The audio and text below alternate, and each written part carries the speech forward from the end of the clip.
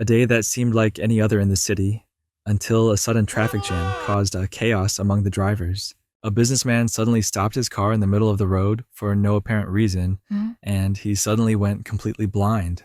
A group of people came to help, and a man volunteered to drive him home. However, as soon as they arrived and the businessman got out, the thief drove off with the car. The businessman was left on the street, but just a few seconds later, the thief returned, pretended to be someone else, at and helped him get back to the apartment, offering to accompany him in the afternoon. This time, the businessman learned his lesson and kicked the thief out when he was safely home. A few hours later, the businessman's wife arrived, and upon learning about her husband's blindness, she took him to see a specialist. As it was an emergency, the doctor allowed them to cut in line and be seen first. However, despite using all the equipment, there were no signs of damage or illness in the eyes, meaning the issue might be neurological. The businessman was instructed to go to the hospital for further tests, although the doctor had never encountered such a case. After the couple left, the doctor began seeing other patients, including a child, a woman wearing sunglasses, and a man with a bandaged eye. Meanwhile, the thief was driving the stolen car around the city, trying to avoid the police until he also went blind and was forced to stop. He went to the police station for help, and when an officer drove him to his old house, his ex-wife refused to let him in. In the evening, the woman wearing sunglasses arrived at a hotel, ordered a drink from the bartender, and then went up to a room with a guest. The meeting went well, but everything was ruined when she suddenly panicked because she too had gone blind. The doctor returned home and had a cozy dinner with his wife. Everything went smoothly until the next morning when he too could no longer see. They called the hospital to alert them about the strange epidemic and were trusted because the child also couldn't see. Cases of sudden blindness began to appear all over the city, and the authorities started to take action to stop the epidemic. The doctor's clinic was shut down, and the doctor himself was taken into quarantine. His wife couldn't bear being apart from him, so she decided to pretend to be blind in order to be quarantined with him. The couple was taken to a derelict psychiatric institution where no one stayed with them, not even the other doctors. Each section had a phone to communicate with the guards outside, but it could only be used in emergencies and had to be operated by a representative. Gradually, more people arrived, including the thief, the woman with sunglasses, the child, and the businessman. The doctor's wife decided to keep the fact that she could still see a secret, pretending that she had explored and memorized the place when they first arrived. She became the guide for everyone when they needed help, such as going to the bathroom. On their first outing, the thief followed the woman with sunglasses and acted excessively, causing her to react by kicking him in the leg. Her high heel caused a severe injury, and the doctor and his wife had to use a shirt to bandage it since there was no first aid kit. Afterward, the doctor's wife couldn't sleep because she was worried about the thief's wound getting infected and feared she might go blind too. The doctor tried to comfort her, but she only wanted to walk to ease her anxiety. The next morning, more people arrived, and the businessman was reunited with his wife. The child was sad because his mother hadn't arrived. The doctor and his wife tried to talk to the guards and ask for help with the thief's wound, but the guards just drew their guns and ordered them to return to their rooms. They then received their first meal box, but it was as bad as school or prison food and insufficient. The doctor's wife tried to make an emergency call to request more food and a first aid kit, but only got voicemail and left many messages. A week passed, and more infected people were brought into the psychiatric facility. The doctor's wife hung a cloth rope between the sections as a guide. However, keeping order became impossible because everyone was blind. They no longer cared about hygiene and began wandering around without clothes, using the hallways as a bathroom. The businessman tried to stay optimistic by talking with his wife about their younger days, but his wife couldn't bear to think about the happy memories. One afternoon, the doctor's wife heard a noise and discovered that the blindfolded man had a radio which he listened to privately. She convinced him to share the news with everyone, as they were all desperately wanting to know what was happening outside.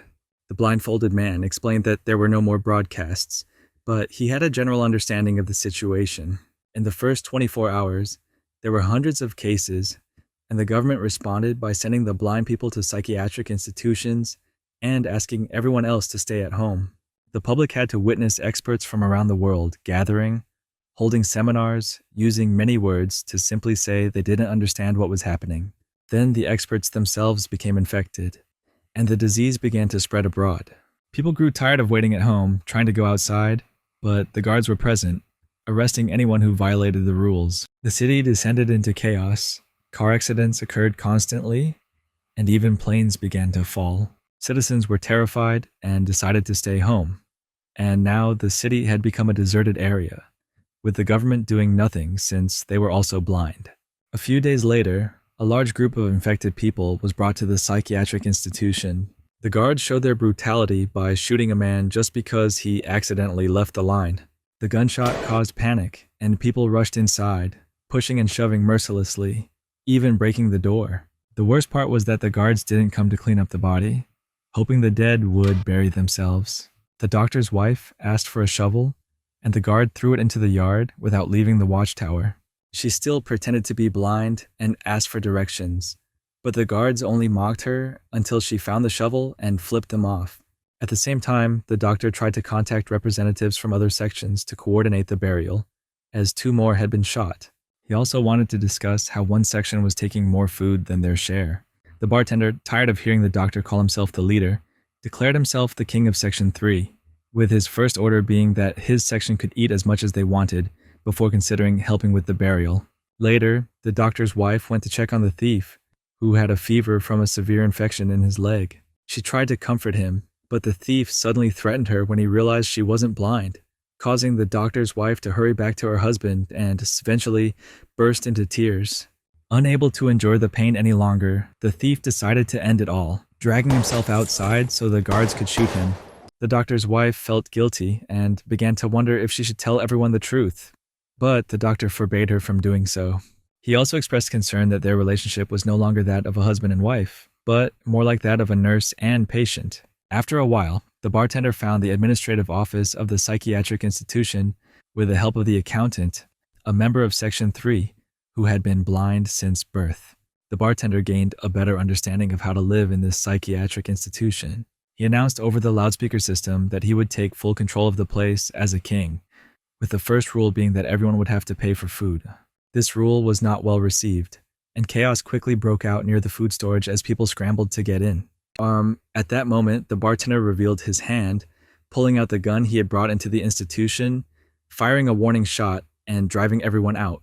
He took control of the food storage, announcing he would guard it all day, and threatening to shoot anyone attempting to steal. Some people disagreed, but it was too dangerous with the enemy holding a gun. The doctor's wife began collecting everything she could from the people in her section, from jewelry and wedding rings to items in their bags.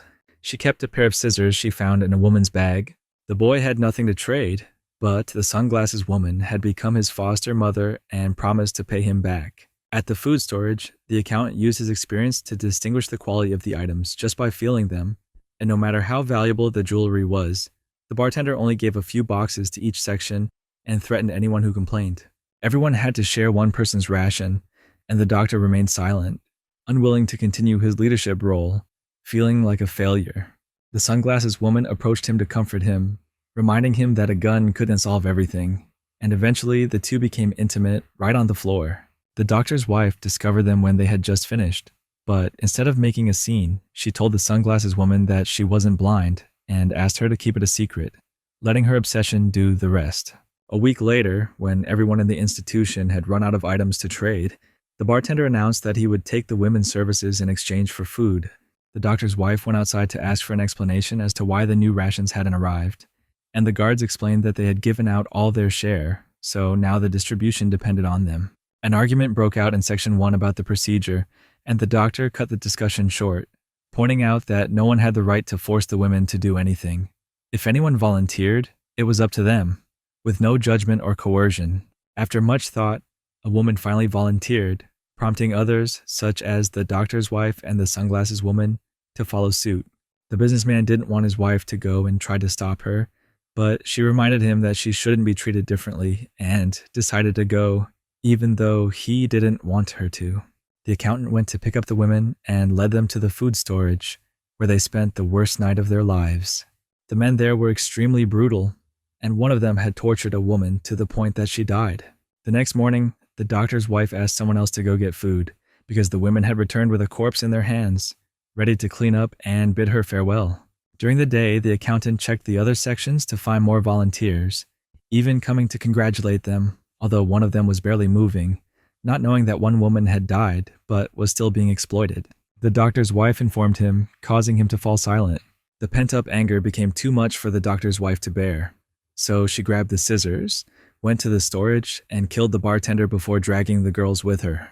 The accountant realized what had happened and grabbed a gun, but he missed. On the way, the doctor's wife announced that if food wasn't distributed, more people would die. Now she would be the one to collect.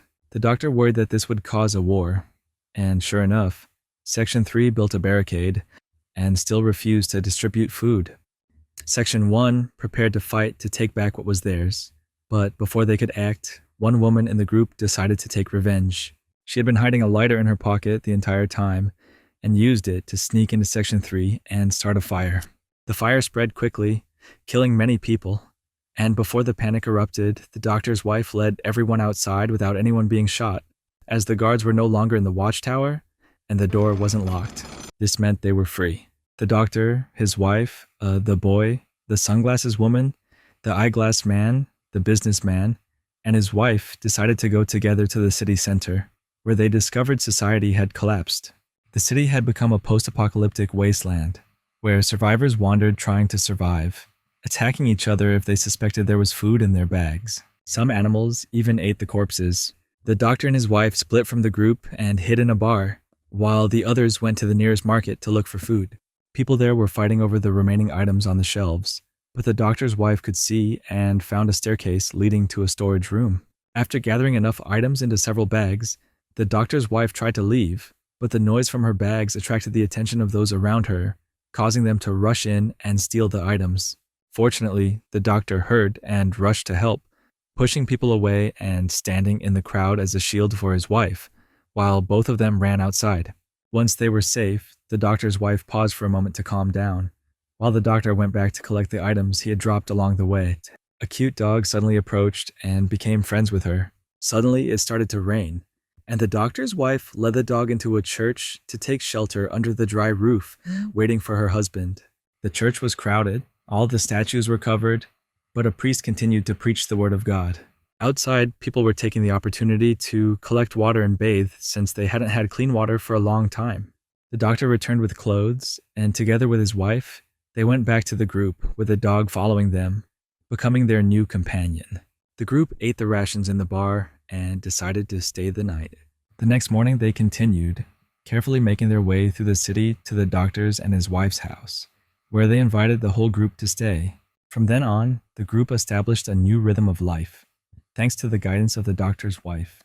They cleaned the apartment, shared the doctor's clothes, only going out when they needed to find food, and collected water, bathing whenever it rained. The eyeglass man wished to live with them forever because they had become a family. The businessman's wife also rekindled her relationship with her husband, sharing memories of their youth. The doctor and his wife also grew closer again, and when she no longer felt tense, she agreed to be intimate with him once more. A few weeks later, when the group was about to have breakfast, the businessman suddenly screamed. Just like when he had gone blind, he had now regained his sight. Everyone started celebrating, realizing that their bodies could fight against illness, and blindness was only temporary, which brought new hope for their future. Remember to subscribe to the channel and turn on notifications so you don't miss videos like this. Thank you for watching.